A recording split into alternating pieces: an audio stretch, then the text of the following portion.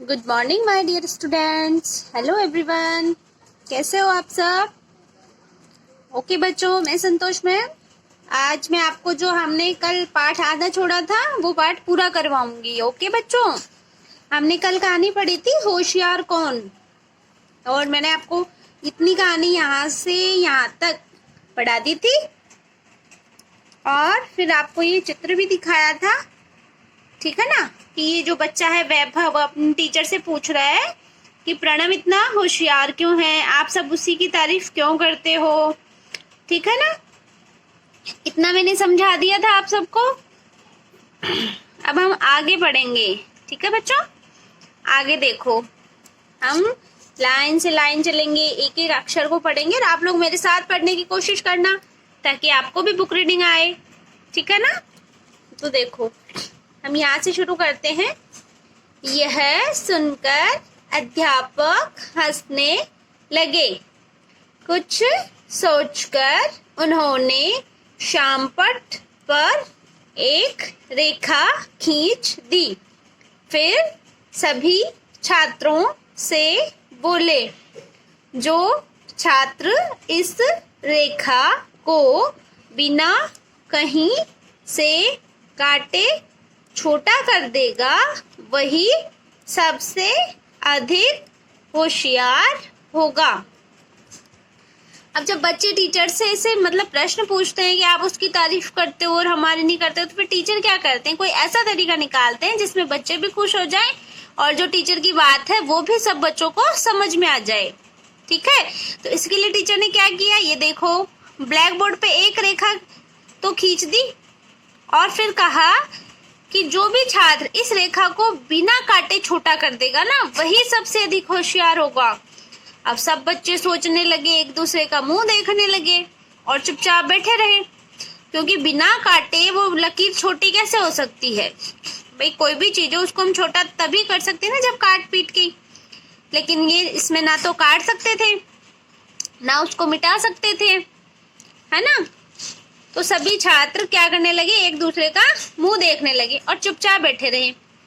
अध्यापक ने सभी छात्रों से कई बार कहा, लेकिन किसी भी छात्र को कुछ नहीं सूझ रहा था। सबसे कहा अध्यापक ने, लेकिन किसी को भी कुछ भी समझ में नहीं आ रहा था कि क्या करें। सभी बैठे हुए यह सोच रहे थे कि रेखा को बिना काटे छोटा कैसे किया जा सकता है। अंत में अध्यापक ने प्रणव की ओर देखा। प्रणव अपनी सीट से उठा। उसने श्यामपट्ट पर खींची रेखा के बराबर में एक बड़ी रेखा खींच दी।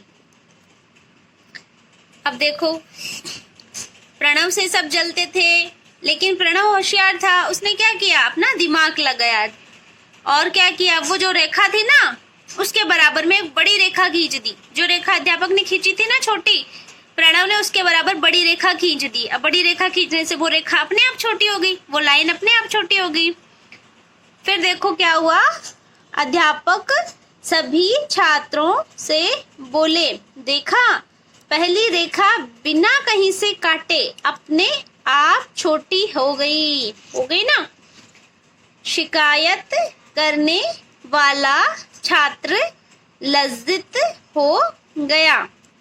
उस दिन के बाद उसने कभी भी अध्यापक से प्रणव की कोई शिकायत नहीं की। अब कक्षा के सभी छात्र प्रणव के मित्र बन गए थे।